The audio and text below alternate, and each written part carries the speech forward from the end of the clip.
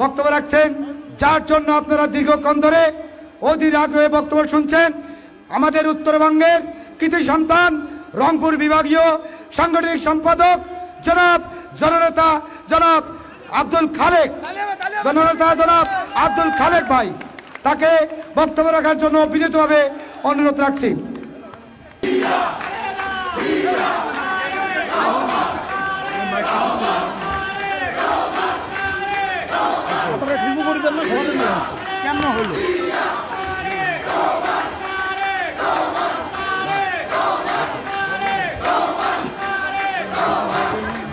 বিসমিল্লাহির রহমানির রহিম।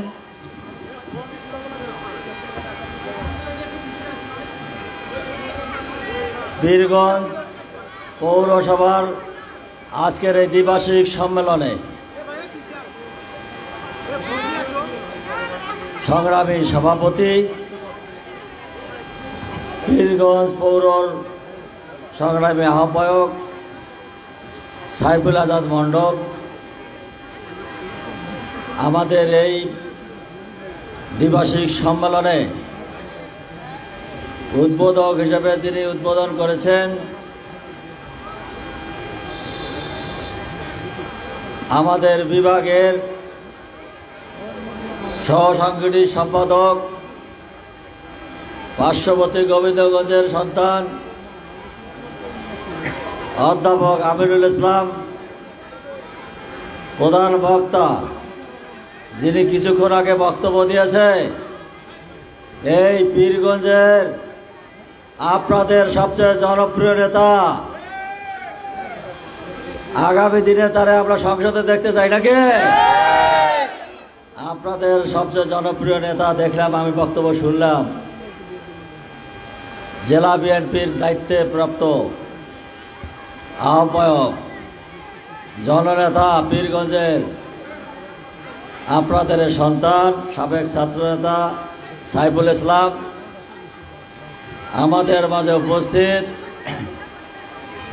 পীরগঞ্জে সাইফুল ইসলামের সাথে যিনি সদস্য সচিব ছিলেন, সাধারণ সম্পাদক ছিলেন, বর্তমানে পীরগঞ্জ উপজেলার সংগ্রামী আহ্বায়ক সাবেক ছাত্রনেতা মাহমুদুর রবি পলাশ, সদস্য সচিব সাবেক ছাত্রনেতা জাকির হোসেন, এবং এই পৌরসভার সঞ্চালনায় যিনি দায়িত্ব পালন করছেন পৌরসভার সংগ্রামী সদস্য সচিব প্রভাষক সাবেক ছাত্রনেতা লিটন সহ আমাদের জেলা বিএনপির নেতৃবৃন্দ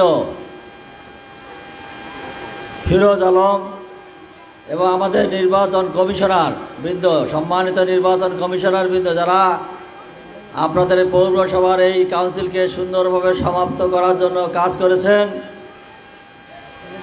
বাদল ভাই, রাজীব চৌধুরী, মঈন সহ এই পৌরসভার 9টি ওয়ার্ড থেকে আগত নেতৃবৃন্দ, সাংবাদিক ভাইরা, উপস্থিত বীরগঞ্জবাসী, আসসালামু আলাইকুম। আমি ইতিমধ্যে অনেক উপজেলায়, অনেক পৌরসভা এই বিভাগে সম্মেলন করেছি,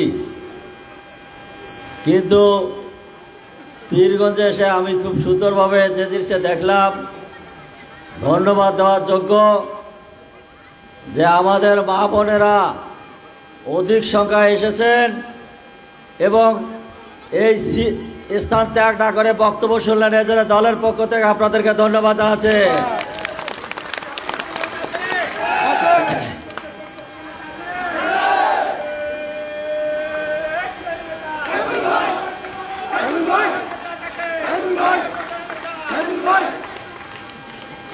এখানে আমাদের অঙ্গ দলের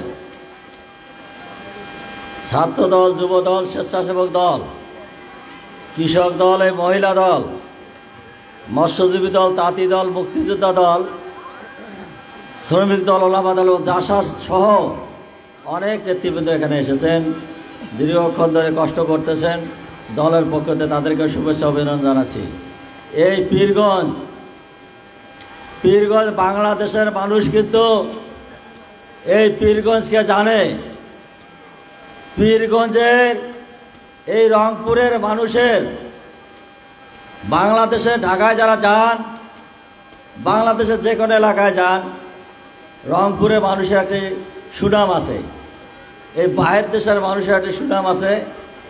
তা হলো রংপুরের মানুষগুলো খুব ভালো মানুষ। রংপুরের মানুষগুলা, মহিলা মানুষ, পুরুষ মানুষ সবাই ভালো মানুষ। এটা আমাদের জন্য একটি কিন্তু গর্বের। খুব সহজ সরল মানুষ, সুন্দর। এই পীরগঞ্জের মধ্যেই, এই মাটিতে একজন পরমাণু বিজ্ঞানী কিন্তু জন্ম নেওয়া করেছিলেন, ঠিক আছে? কিন্তু ভালো মানুষ ছিলেন, পরমাণু বিজ্ঞানী, অনেক নাম করা মানুষ ছিলেন, জ্ঞানী মানুষ ছিলেন। কিন্তু ভাগ্যে জ্বলেছিল এক রাক্ষসী, তার নাম জানেন? এই ভালো মানুষটা, এই রংপুরের ভালো মানুষটার গলায় এই রাক্ষসী জন্মে এই পীরগঞ্জের মাটিকে কলঙ্কিত করেছে। ভাইরা, আমরা জানি এই মহিলা মানুষ, মা বোনেরা এখানে উপস্থিত আছেন, আপনারা বাপের বাড়িকে যেমন সমাদর করেন, বাপের বাড়ির মানুষকে যেমন শ্রদ্ধা করেন, শ্বশুর বাড়ির মানুষকেও আপনারা সেবা করেন। শ্বশুর বাড়িটায় পরে আপনাদের নিজের বাড়ি হয়, তাই না? নিজের বাড়ি হয়, বেশি বেশি ভালোবাসে। অথচ এই শ্বশুর বাড়ির একটা সন্তান ভোটের জন্য, মানুষের অধিকারের জন্য রাজপথে দাবি করেছিল। এটাই কি তার অপরাধ হয়েছিল? আবু সাইদ দাবি করেছিল, আবু সাইদকে সেই রাক্ষসী গুলি করে হত্যা করেছে। পীরগঞ্জের লোকেরা, পীরগঞ্জ